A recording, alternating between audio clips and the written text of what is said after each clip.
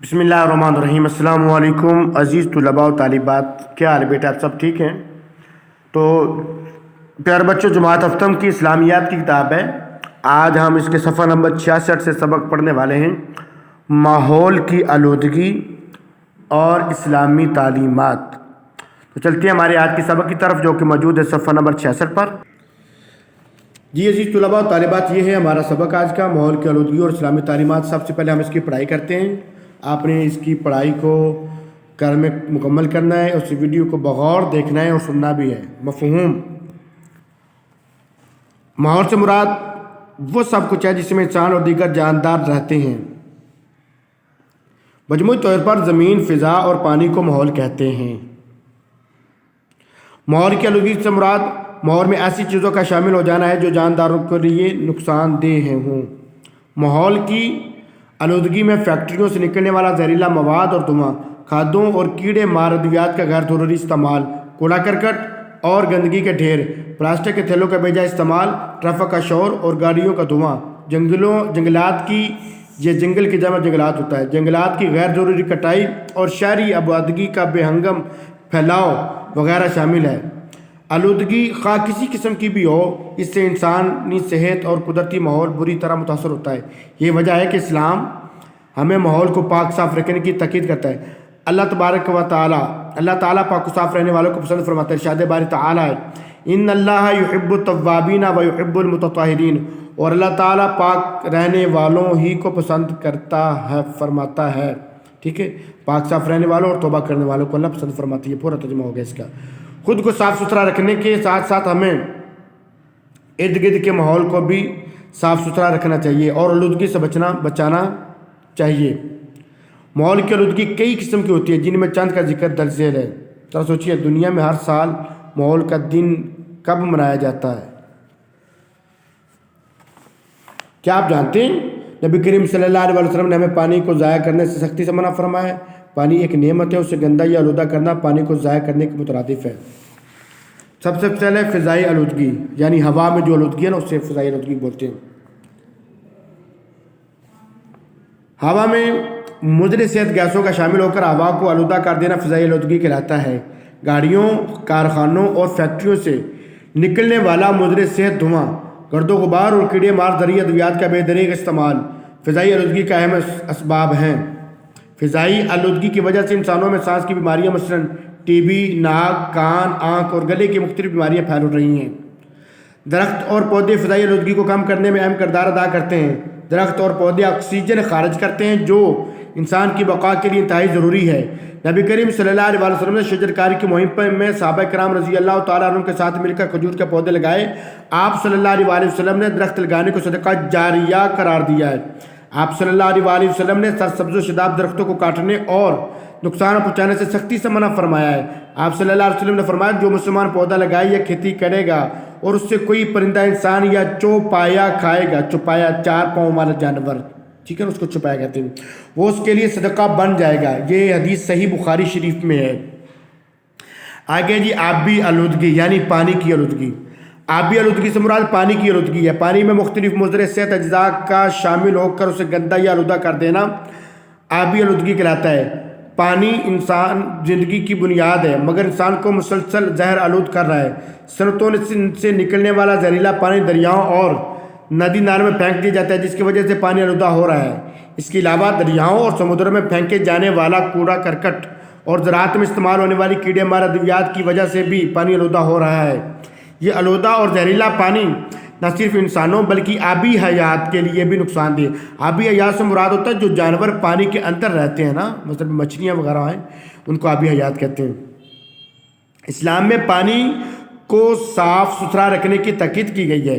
हुज़ूर अकरम सल्लल्लाहु अलैहि वसल्लम ने 3 चीज़ों से बचने का हुक्म दिया है, जिनमें से एक ये है कि पानी के घाट पर गंदगी ना फैलाई जाए। ठीक है, कोई नदी नाले हैं ना, नहरें हैं, तो उनके करीब जो होता है ना, कूड़ा करकट नहीं फेंकना चाहिए। वहाँ पे बिल्कुल ही नहीं फेंकना चाहिए, कोई कूड़ा करकट वगैरह या कोई गंदगी वगैरह नहीं फेंकनी चाहिए। इसको राय ज़मीन पर मुज़र सेहत अशिया मसलन कचरा और दीगर जहरीले मादों का फैल कर ज़मीन को आलूदा कर देना ज़मीनी आलूदगी कहलाता है। اس زمین پر لاکھوں کارخانے اور فیکٹریاں موجود ہیں، ان سے نکلنے والا فالتو مواد اور کچرا زمین کی آلودگی کا باعث بنتا ہے۔ اسی طرح کیمیکل اور زہریلی زرعی ادویات بھی زمینی آلودگی کو پیدا کرتی ہے۔ مثلاً کاشتکار حضرات اپنے فصل کو اچھا کرنے کے لیے غیر ضروری ادویات اور کھادیں استعمال کرتے ہیں، جن سے فصل تو زیادہ ہو جاتی ہے مگر یہ غیر ضروری کھادیں اور کیمیکل مضر صحت ہوتے ہیں۔ اسی طرح جگہ جگہ کوڑا کرکٹ کے ڈھیر بھی زمینی آلودگی کا باعث بنتے ہیں۔ زمین جانداروں کی بقا میں ایک اہم کردار ادا کرتی ہے۔ قرآن مجید میں کہا گیا ہے کہ زمین جانداروں کے قیام کا ذریعہ ہے۔ ہمیں زمین کے زرخیزی کو برقرار رکھنا چاہیے اور اس کو آلودہ ہونے سے بچانا چاہیے۔ ہاں جی، آگے جی صوتی آلودگی، صوت کہتے ہیں آواز کو، ٹھیک ہے نا، صوتی آلودگی یعنی وائس پولوشن۔ ماحول میں غیر ضروری شور و غل کا شامل ہونا صوتی آلودگی کہلاتا ہے۔ شور و غل ایک ایسی آلودگی ہے جس کا سامنا آج کل ہر کسی کو ہے۔ گاڑیوں، کارخانوں، پریشر ہارن کہتے ہیں، وہ جو بسوں اور ٹرکوں کے ہارن ہوتے ہیں نا، بڑے بڑے سے لگے ہوتے ہیں جو دور دور تک سنائی دیتے ہیں، وہ لاؤڈ سپیکرز، وہ بڑے سپیکرز، جس طرح میلوں میں بڑے بڑے سپیکر توتیاں لگائی جاتی ہیں، جس طرح کے سپیکر مساجد کے اوپر ہوتے ہیں نا، اسی طرح کے لوگ وہ لگاتے ہیں میلوں کے اوپر، ٹھیلوں کے اوپر لگاتے ہیں۔ اور اسی طرح آج کل آپ دیکھتے ہیں بازاروں میں جو رکشے والے، پھیری والے جو ہوتے ہیں، جو ریڑھی والے ہوتے ہیں، جو سبزیاں بیچنے کے لیے آتے ہیں، مختلف سیلوں والے آتے ہیں بازاروں میں، اور انہوں نے کتنے بڑے بڑے سپیکر لگائے ہوتے ہیں کہ ایک بازار کی ایک سائڈ سے کھڑے ہوتے ہیں اور دوسری دور تک وہ جو ہے پورے گاؤں میں اور پورے بازار میں پورے محلے میں اس کی آواز سنائی دیتی ہے، وہ لاؤڈ سپیکر ہوتے ہیں۔ اور دیگر ذرائع سے پیدا ہونے والا شور ماحول کو بہت بری طرح آلودہ کر رہا ہے۔ شور کی آلودگی انسان کے اعصاب کو بری طرح متاثر کرتی ہے، جس سے انسان چڑچڑا پن، سر درد، تھکاوٹ اور اعصابی دباؤ اور بہرے پن کا شکار ہو رہا ہے۔ قرآن مجید نے 1400 سال پہلے ہی شور اور بےرحم آوازوں کو ناپسندیدہ قرار دے دیا تھا۔ ارشاد باری تعالیٰ ہے وَاغْضُضْ مِنْ صَوْتِكَ إِنَّ أَنْكَرَ الْأَصْوَاتِ لَصَوْتُ الْحَمِيرِ، سورہ لقمان آیت نمبر 19 پارہ نمبر 21۔ ترجمہ، اپنے آواز کو پست رکھو، بے شک یہ لفظ آوازوں ہیں، آوازوں میں سب سے بری آواز گدھے کی ہے۔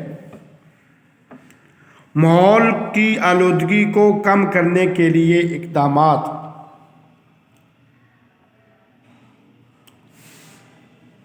ماحول کو آلودگی سے بچانے کے لیے درج ذیل باتوں پر عمل کرنا چاہیے۔ کیا کیا ہے ان میں شامل؟